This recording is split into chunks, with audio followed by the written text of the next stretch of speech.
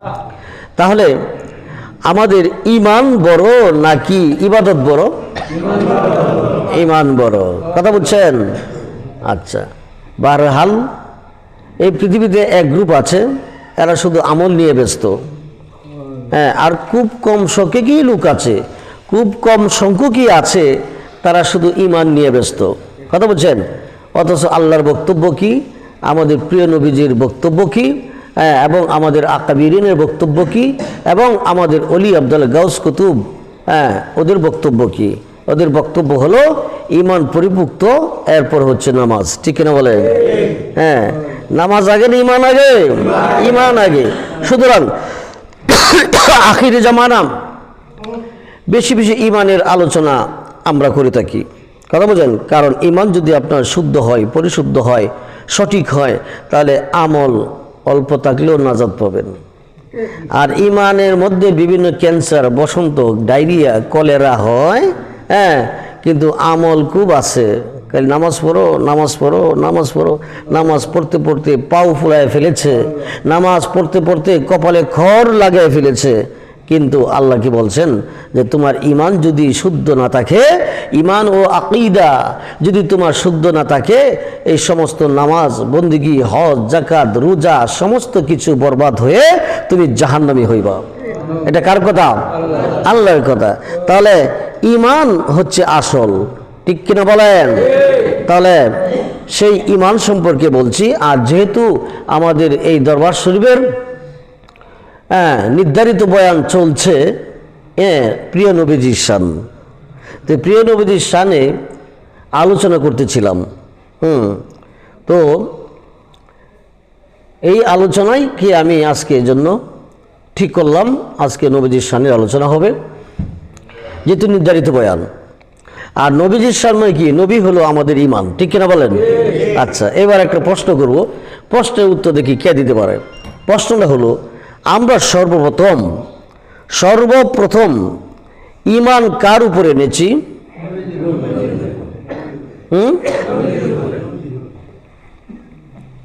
ঠিক বলছেন?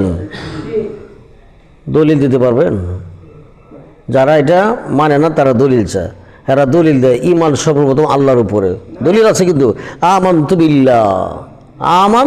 বিল্লাহ, আমি ঈমান এনেছি আল্লাহর উপর। ঠিক কিনা? হ্যাঁ, ও মালাইকাতিহি, ঈমান আনয়ন করেছি ফেরেশতাগণের উপর। 7টা বিষয় মানানো নাকি? এরপরে কি? ওয়া কিতাবিহি ওয়া রুসুলিহি ওয়াল ইয়াউমিল আখিরি ওয়াল কদরিহি ওয়া শাররিহি মিনাল্লাহি তাআলা ওয়াল বা'সি বা'দাল মাউত। তাহলে শরীয়তের মোল্লারা যারা মনে করেন হাকিকত, তরিকত, মারিফত এগুলি বুঝে না, এরাই বলে এই কথা যে সর্বপ্রথম আল্লাহর উপর ঈমান আনতে হবে। অথচ কোরআন শরীফ প্রথম সূচনা হয়েছে, কোরআন শরীফ প্রথম আরম্ভ হয়েছে মারিফাত দিয়ে না শরীয়ত দিয়া? মারিফাত দিয়া। কি প্রমাণ? কি দলিল? কি? আলিফ লাম মিম আছে কিনা? তাহলে আলিফ লাম মিম এটা গভীর মারিফত। ঠিক কিনা বলে? যালিকাল কিতাব লা রাইবা ফিহ হুদাল লিল মুত্তাকিন। এই কোরআন শুরুই হয়েছে কি? মারিফত দিয়া। আচ্ছা, বুঝতে হবে, অন্তরে কান লাগে। আর যদি ব্রেক করেন, ব্যাটারি ফেল হয়ে যায়, তাহলে কিন্তু বুঝবেন না। আচ্ছা বলেন তো, কোরআন শরীফ জাহের না বাতেন? কোরআন শরীফ জাহের না বাতেন? এখানে কোরআন শরীফ আছে না? কোরআন শরীফ আছে তো?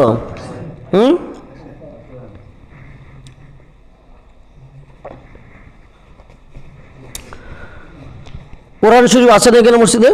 আপনার ঘরে আছে না কোরআন শরীফ? তাহলে কোরআন শরীফ কি দেখা যায় না? তো কোরআন শরীফ জাহের না বাতেন? জাহের। কোরআন শরীফ জাহের। আপনি পড়তেছেন আলাম তারা, আপনি পড়তেছেন লুল্লি কুল্লি হুমাজাতিল লুমাজা, আপনি পড়তেছেন ওয়াদ্দুহা ওয়াল লাইলি ইযা সাজা, আপনি পড়তেছেন ইযা যুলজিলাতিল আরদু জিলজালাহা, আপনি পড়তেছেন আম্মা ইয়াতাসাআলুন, আপনি বলতেছেন আল হাল আতাকা হাদিসুল গাশিয়া। এগুলি কি আপনি পড়তেছেন না? তাহলে আল আতাকা হাদিসুল গাশিয়া আপনি দেখতেছেন না? না দেখেন না? তারা কোরআন শরীফ জাহের না। কিন্তু আল্লাহ কি বলছে? ফিল মাকনুন। আবার আল্লাহ বলছে কোরআন হলো গোপন। মাকনুন অর্থ কি? গোপন। মাকনুন শব্দ অর্থ কি? গোপন। তার কোরআন শরীফ জাহের, আবার গোপন, আবার বাতেন। ঠিক কিনা বলেন? সুবহানাল্লাহ বলেন। তাহলে কোরআন শরীফ শুরু হয়েছে বাতেন দিয়া নাকি জাহের দিয়া? বাতেন দিয়া। আলিফ লাম মিম এই তিনটা হরফে মুকাত্তাত, মুকাত্তাত মানে খণ্ড খণ্ড হরফ। এটার সঠিক জ্ঞান কে জানে? আল্লাহ এবং রাসূল। আল্লাহ এবং রাসূল। তো কোরআন শরীফ শুরু হয়েছে শরীয়ত দিয়া না তরিকত দিয়া? মারেফাত দিয়া কোরআন শুরু হয়েছে। কথা বুঝছেন? যাই হোক, যে কথা বলছিলাম, ঈমান আনতে হবে কার উপরে? প্রথম আল্লাহর উপরে, নাকি না? কথাটা হয় নাই। কোরআন কি বলছে? এটা হলো মাহজুফ আছে, উজ্জ আছে, গোপন আছে। কারণ আল্লাহ কোরআন শরীফ বলছে ফিল মাকনুন, কোরআন হলো গোপন বিষয়। আবার কোরআন হলো জাহের, প্রকাশ্য, আবার কোরআন হলো বাতিন। সুবহানাল্লাহ বলেন। তাহলে ইউমিনুনা বিল গায়বি, বোঝার চেষ্টা করেন। ইউমিনুনা বিল গায়বি, আল্লাহ বলছেন কি? গায়েবের উপর ঈমান আনো, গায়েবের উপর ঈমান আনো। তাহলে আল্লাহর উপর যে ঈমান আনলাম, সর্বপ্রথম কি আল্লাহর উপর ঈমান না নবীর উপর ঈমান? আরে মিয়া, যেমন আজকে বলছে একজন লোকে, মোশাররফ, মনে করেন তার নাম মোশাররফ হোসেন সিদ্দিকী, সে বলতেছে হুজুর এতে ভৈরবে গুদাম ঘরে আগুন লাগছে, সে বলতেছে খবরটা। আচ্ছা, সে যদি বিশ্বাসযোগ্য হয় তাহলে আমরা বিশ্বাস করতাম না? হ্যাঁ, যে কোনো কবর বিশ্বাস করার জন্য, আমলে নেওয়ার জন্য কবরদাতা, কবরদাতা বিশ্বস্ত হইতে হবে না অবিশ্বস্ত হইতে হবে? হ্যাঁ, আর একটা পাগল যদি এসে বলে ভৈরবে আগুন লাগছে, বিশ্বাস করবেন? কারণ কবরদাতা এর তার সিরা কয়েল জ্বলিয়েছে, ঠিক না? এর খবরটা সঠিক না। কিন্তু একজন ইমানদার, অর্থাৎ একজন ভালো লোক, বিশ্বাসী লোক যদি বলে যে ভৈরবে গুদাম ঘরে আগুন লাগছে, উদাহরণ দিলাম, তাহলে আমরা বিশ্বাস করব, কারণ মোশাররফ তো আলেম মানুষ। কি বলেন? কোনো মিথ্যা কথা বলবে না। তাহলে আমি কোথায় আপনাদেরকে নিয়ে যাচ্ছি একটু মনোযোগ দিয়ে, হ্যাঁ, অন্তরে কান লাগাবেন, নাহলে কিন্তু ব্রেক ফিল করবেন। তাহলে আমরা ঈমান যে আনছি, যারা শরীয়তে মোল্লারা বলে যে সর্বপ্রথম ঈমান আনতে হবে আল্লাহর উপরে, নো, সর্বপ্রথম ঈমান আল্লাহর উপরে না, সর্বপ্রথম ঈমান হলো নবীর উপরে। কেমনে? এমনে, কারণ আল্লাহ যে আছে এটা কি দুনিয়ার মানুষ জানতো? জানতো? আল্লাহ যে আমাদের আল্লাহ, ওনার নাম যে আল্লাহ, এটা কি কোনো মানুষ জানতো? তাহলে বেহেশত যে আছে, দুজক যে আছে, এবং 7টা আকাশ যে আছে, প্রথম আকাশ দেখি, এর উপরে যে 6টা আছে না 20টা আছে না 12টা আছে, এগুলি কি আমরা জানতাম? তাহলে এগুলি কে বলছে? নবী বলছে। ঠিক কিনা বলেন? সুতরাং নবী যা খবর দিছে, যা সংবাদ দিছে, এই সংবাদ আমরা বিশ্বাস করি, কারণ আমরা নবীকে বিশ্বাস করি। এই বিশ্বাসের নাম হলো ঈমান। ঠিক কিনা বলেন? বিশ্বাসের নাম কি? ঈমান। তাহলে আগে ঈমান হলো নবীর উপরে না? পেঁচ লাগছে কোথাও আমার? হ্যাঁ, অনেকে বলে আমার কথা বলে পেঁচ লাগে, কিন্তু তুমি বুঝো না মিয়া। হ্যাঁ, আগে কি? নবীর উপরে বিশ্বাস, কারণ নবী তো খবর দিছে, নবী তো মেসেজ দিছে যে একজন আল্লাহ আছে। কি বলেন? নবী এই মেসেজ দেওয়ার আগে দুনিয়ার কোনো মানুষ জানতো না যে আল্লাহ যে আছে, এবং আল্লাহ কি একজন না, 2 জন না, 9 জন না, 20 জন না, 23 জন, কেউ জানতো না। এই খবরটা দিছে কে? নবীজি। সুতরাং নবীজি আমাদেরকে খবরটা দিছে, এর জন্য কবরদাতা আমাদের খুব বিশ্বস্ত। ঠিক কিনা বলেন? তাহলে বিশ্বাসের নাম কি? ঈমান। বিশ্বাসের নাম কি? ঈমান। এই জন্য সর্বপ্রথম ঈমান আনতে হবে নবীর উপর, তাহলে আপনি সব কথা বিশ্বাস করা স্বাভাবিক। ঠিক কিনা বলে? তাহলে আল্লাহ আছে, এরপরে বেহেশত আছে, দুজক আছে, ফেরেশতা আছে, বাতাস আছে, অক্সিজেন আছে, কার্বন ডাই অক্সাইড আছে, আসমানের উপরে 6টা আসমান আছে, মাটির নিচে আরো 7 জমিন আছে। এগুলি আল্লাহ বলছে? আরে আরশ আজিম থেকে আল্লাহ বলছে? কোন বাজারে বলছে, মার্কেটে বলছে, গ্রামে বলছে? আরে আল্লাহ বলছে নাকি? কে বলছে? নবীজি। সুতরাং নবীকে আগে বিশ্বাস করলেই হ্যাঁ আমরা সবকিছু বিশ্বাস করতে হবে এবং মানতে হবে। মানা আমাদের জন্য সহজ হবে না কঠিন হবে? সহজ না কঠিন? তাহলে আল্লাহ যে আছে এগুলো আমরা জানতাম না? জানতাম? আকাশে কতগুলি তারকা, কতগুলি গ্রহ উপগ্রহ এগুলি আছে আমরা জানতাম না। বেহেশত দুজক কোথায় আছে না আছে আমরা জানতাম না। ফেরেশতার কতগুলি আছে আমরা জানতাম না।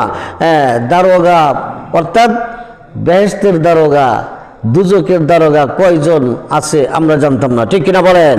এইগুলি খবর দিছে কেনা আমাদের প্রিয় নবী, কথা সত্য নয় কি? সুতরাং নবীকে আমরা বিশ্বাস করছি আগে, ঈমান আনছি আগে, এরপরে নবীর কথা কি আল্লাহ আছে, আল্লাহকে বিশ্বাস করলাম, ঠিক কিনা বলেন?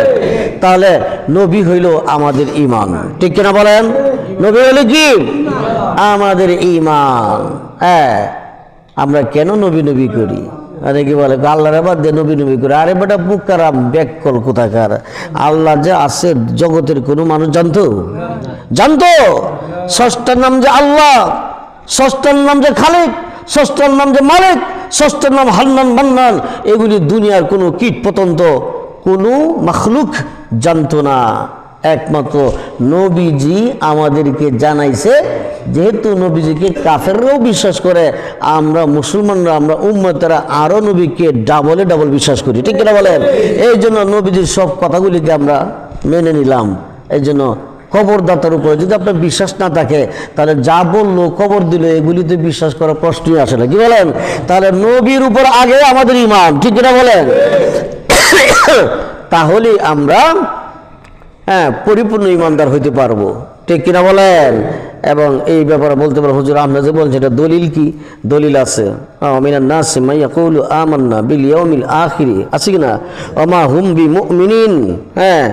আল্লাহ নিজেই বলছে যে হে নবী, আপনার কাছে কতগুলি লোক এসে বলবে, আব্দুল্লাহর ছেলে মুহাম্মদ, আমরা ঈমান আনছি আল্লাহর উপরে, ঈমান আনছি আখিরাতের উপরে, ঈমান আনছি ভাগ্যের উপরে, ঈমান আনছি মৃত্যুর পরে পুনরুজ্জীবিত হওয়ার পর ঈমান আনছি।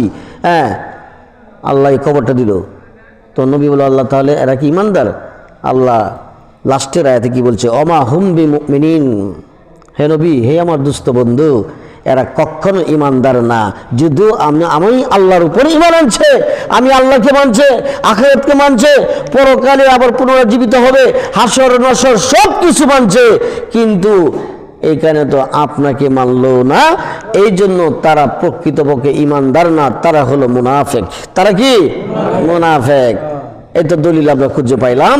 তাহলে নবীর উপর ঈমান না আনা পর্যন্ত আল্লাহর উপর ঈমান যদি কয়েকশো কোটি বার আনে, এরপরও সে কোনোদিন মুমিন হইতে পারবে না এবং স্বর্গরাজ্যের মেহমান হতে পারবে না। তাহলে ঈমানটা আমাদের কার উপর আগে? নবীজির উপরে। এই জন্য ঈমান, এটা আমরা পারদাদা ওমর সিদ্দিকের দরবার শরীফ থেকে আমরা সিংহের মতো গর্জন দিয়ে কথাটা বলতে চাই। ঈমান হলো নবী। ঈমান কি? নবী। এই কথা যদি কেউ কাটতে পারেন, আমাদের সাথে মোকাবেলা করতে পারেন। দলিল কোরআন এবং হাদিস, ইজমা, কিয়াস, অসংখ্য দলিল আছে। ঈমান আল্লাহ না। ঈমান কি? আল্লাহ না। ঈমান ফেরেশতা না। ঈমান আখিরাত না। ঈমান ফেরেশতা না। ঈমান আপনার কোনো বিষয় না। ঈমান হইল আমাদের নবী, ঠিক কিনা বলেন? আর আল্লাহ কি? তাহলে আল্লাহ হলো এই ঈমানের স্রষ্টা। আল্লাহ কি? এই ঈমানের স্রষ্টা। তাই বলে স্রষ্টার উপরে আমরা নবীকে প্রাধান্য দিই? আল্লাহ স্রষ্টা, নবী হইল সৃষ্ট। আল্লাহ খালেক, নবী হইল মাখলুক, ঠিক কিনা বলেন? কিন্তু ঈমানটা প্রথম নবীর উপরেই আমাদের, এরপরে আল্লাহর উপরে ঈমান আনতে হবে। আর যদি নবীকে বাদ দিয়া আপনি আল্লাহর ইবাদত বন্দেগী করেন, তাহলে আমরা পারদাদা ওমর সিদ্দিকের দরবার শরীফ থেকে ফতোয়া জারি করলাম, যারা নবীকে বাদ দিয়া, নবীর মহাব্বত ভালোবাসা বাদ দিয়া, নবীর শানে কটাক্ষ করে, নবী প্রিয় নবীজির শানে মন্তব্য করে যারা আল্লাহকে মানল, শুধু আল্লাহর ইবাদত বন্দেগী করলো, তারা আল্লাহওয়ালা কাফের। তারা কি? আল্লাহওয়ালা কাফের। বেশ লাগছে কথা নাকি? সুতরাং আখিরি জামানা, অনেক ফিতনা ফাসাদের বাতাস আসতেছে, কিন্তু কথা বলছেন। এই জন্য আমি এই কথাটা বললাম, ইউমিনুনা বিল গায়বি। আল্লাহ বলছেন তুমি গায়েবের উপর বিশ্বাস করো, আর গায়েবের উপর বিশ্বাস করার নামই হইল ঈমান। নাম কি? ঈমান। সুতরাং নবীর উপরে আমাদের বিশ্বাসটা দৃঢ় হইতে হবে। কথা বুঝছেন? এক জাররা পরিমাণ ঈমান আকীদা নবীর শানে যদি কারো গন্ডগোল থাকে, তাহলে সে কোটিবার হজ করতে পারে, কোটিবার সে যাকাত আদায় করতে পারে, কোরবানি অনেকগুলি দিতে পারে, মা বাবার খেদমত করতে পারে, সব কিছু করতে পারে। আল্লাহ কোরআন শরীফে না করছে অন্য জায়গায় কি, লাইসাল বিররা আন তুওয়াল্লু উজুহাকুম কিবলাল মাশরিকি ওয়াল মাগরিবি।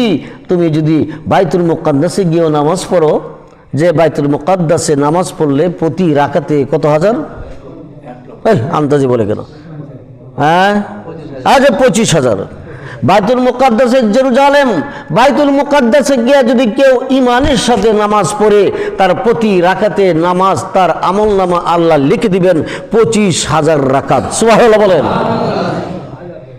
আর কোন ব্যক্তি যদি ঈমানের সাথে, ঈমান কি নবী, ঈমান কি সারা জীবন মনে রাখবেন, ঈমান হলো নবী। ঈমান আল্লাহ নয়, ঈমান ফেরেশতা নয়, ঈমান পরকাল নয়, ঈমান রিজিক নয়, ঈমান হায়াত নয়, ঈমান হইল নবী। মনে থাকবে কথা, এই কথা থেকে কোনোদিন সরবেন না। কারণ নবী তো কবর দিছে আল্লাহ আছে, নবী তো কবর দিছে বেহেশত আছে, নবী তো কবর দিছে দুজক আছে, নবী তো কবর দিছে আসমান আছে, নবী তো কবর দিছে সাতবক জমিন আছে, ঠিক কিনা বলে? সুতরাং যে কবর দিছে এই কবরই আমাদের কাছে বিশ্বাসযোগ্য না অবিশ্বাসযোগ্য? তার বিশ্বাস অর্থ কি? ঈমান। বিশ্বাসের আরবি কি? ঈমান। বিশ্বাসের আরবি কি? ঈমান। ঈমানের বাংলা কি? বিশ্বাস। বুঝেন না কেন? সুতরাং সেই নবীজির প্রতি, নবীজির শানে, যেহেতু নবীর শানে আলোচনা আমাদের নির্ধারিত আলোচনা চলছে, এই জন্য এই বিষয়ে বলতেছি। সেই নবীজির শানে কারো যদি যাররা পরিমাণ কটাক্ষ করে, আল্লাহকে নিয়া সে ইবাদত বন্দেগী মুরাক্কাবা মুশাহাদা রাবেতা কলবজারি মুকামজারি রাবেতাজারি এ সমস্ত যদি সাধনা করে, আল্লাহ বলতেছে মা হুম মুমিনিন।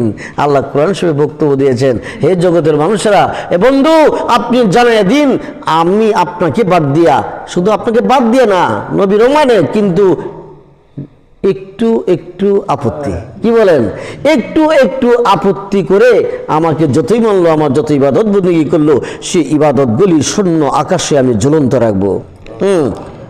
এই ইবাদত সহ জাহান্নামে যেতে হবে যতক্ষণ পর্যন্ত না 100% আপনাকে না মানলো।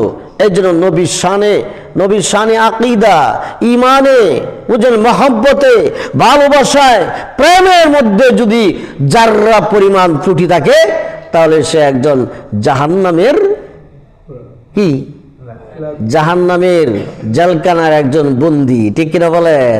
এখন যাররা পরিমাণে, যাররা কি, যাররা ব্যাপার তফসিরের মধ্যে, তফসির ইবনে আব্বাসের মধ্যে যাররাটা কি বলতে পারছো, যাররা কি, যাররা ব্যাপারে আমাদের জানা দরকার। কতটুক সমস্যা থাকলে আমরা ইমানদার হতে পারবো না, এই ব্যাপারে জানা দরকার। যাররা কি, যাররা কি, যারা হলো তাফসীরের কিতাবে আসছে, কি গভীর মনোযোগ দিতে হবে। একটা সরিষাকে যদি খণ্ড খণ্ড খণ্ড খণ্ড খণ্ড খণ্ড কুড়ি করতে করতে একটা সরিষাকে যদি 70টা ভাগ করা হয়, এক একটা ভাগকে যাররা বলা হয়। সুবহানাল্লাহ বলে।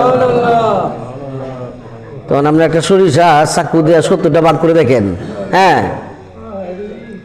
কেমন হয়, কতটুকু হয়? হ্যাঁ, আরে না, তাফসীরে কবিরের মধ্যে, তাফসীরে কবিরের মধ্যে ইমাম ফখরুদ্দীন রাজি রহমতুল্লাহ আলাইহি যাররার বয়ান করেছেন। কি যাররা? হ্যাঁ, উনি আরো বিস্তারিত বয়ান করেছেন কি, তুমি যদি ঘরের মধ্যে শুয়ে থাকো রে বান্দা, ঘরের চাপ থেকে, টিনের সিদ্ধি থেকে যদি সূর্যের একটা ফোকাস তোমার ঘরের ভিতরে চলে আসে না দেখেন না? আসলে দেখবেন সূর্যের ফোকাসের মধ্যে, আলোর মধ্যে, রৌদ্রের মধ্যে কিছু বালু উড়ে, দেখছেন কিনা? চোখে দেখা যায় না? দেখা যায় না? দেখছেন না? এটা তাফসীর কিতাবে লিখছে। হ্যাঁ, এই যে বালুগুলি উড়ে, পৃথিবীর কোনো হাত নাই, ক্ষমতা নাই এই বালুগুলি ধরতে পারবে? আরে নজরে শুধু চোখের পুতুলিতে দেখা যায়, কিন্তু ধরা যায় না। হ্যাঁ, তাফসীরে কবিরের মধ্যে লিখেছে, ওই যাররা মানে ওই সূর্যের প্রকাশে, রৌদ্রের প্রকাশের মধ্যে ওই যে ছোট্ট ছোট্ট বালুর রাশি, বালুর কণা ওরা উড়ি করতেছে, যদিও হাতে ধরা যায় না, বোঝা যায় না, ছোঁয়া যায় না, ধরা যায় না, কিন্তু এই বালুর কণা পরিমাণ, এক একটা বালুর কণা কি বলা হয়? জাররা। সুবহানাল্লাহ। তাহলে কি লিখছে? এই জাররা পরিমাণ যদি প্রিয় নবীজির শানে, আকীদা, ঈমানে, প্রেমে, মহব্বতে, ভালোবাসায় যদি জাররা পরিমাণ ত্রুটি আপনার থাকে, আপনার টুপি, দাড়ি, পাগড়ি, মোল্লাগিরি সব খতম, সব কি খতম। আপনার জাহান্নাম ছাড়া কোনো ঠিকানা পাইবেন না। সুতরাং সেই প্রিয় নবীর শানে আলোচনা চলছে। মনে আছে তো লুকমান হাকিম? মনে আছে? হ্যাঁ, মনে আছে? কথাটা শেষ করতে চাই। লুকমান হাকিম, আমার নবীজির শান বুঝতে গেলে বাদশাহী মগজ থাকতে হবে। হ্যাঁ, পাগল ছাগলের নবীর শান বুঝবে? পাগল ছাগলে বুঝবে? বুঝবে না। যারা মাথার ঠান্ডা, কোল্ড, চিন্তাশীল, বিচক্ষণ, জ্ঞানী, তারাই প্রিয় নবীজির শান বুঝবে। আর কেউ বুঝবে? বুঝবে না। পাগল ছাগলরা বুঝে না। হেরা তো আমাদের মতোই, ঠিক কিনা বলে? নবী কি আমাদের মতোই। এই জন্য নবীজির শান বুঝতে হইলে, অনুধাবন করতে হইলে বাদশাহী মগজ লাগবে। বিচক্ষণ, চিন্তাশীল, বাবুক যারা, প্রেমিক যারা, তারা নবীজির শান বুঝতে পারবে। সুবহানাল্লাহ বলেন। হ্যাঁ, লুকমান হাকিমের কথা মনে আছে? কোথায় গেছিলাম? মনে আছে? হ্যাঁ, লুকমান হাকিম ইন্তেকালের সময় তার ছেলেদেরকে ডাক দিল, এই ছেলেরা, আমি তো অল্প দিনের ভিতরে পৃথিবী ছেড়ে দিব, আমি চলে যাব পরজগতে। হ্যাঁ, এই আমার ছেলেরা, তোমরা সকলেই আমার কাছে আসো। লুকমান হাকিমের ছেলেরা, একাধিক ছেলে ছিল, ওই ছেলেরা লুকমান হাকিমের সামনে বসে গেল। ও বাবা, কিসের জন্য ডেকেছেন? লুকমান হাকিম বলল, বাবারা, ও আমার বাবারা, অল্প কিছুদিনের ভিতরে আমি পৃথিবী ছেড়ে আমি আলমে বর্জকে চলে যাব। সুতরাং লুকমান হাকিম ওই ছেলেদেরকে অনেকগুলি উপদেশ দিলেন, অনেকগুলি নসিহত করলেন, উপদেশ দিলেন, বুলেটিন উপদেশ দিলেন। এমন উপদেশ, সুবহানাল্লাহ বলেন।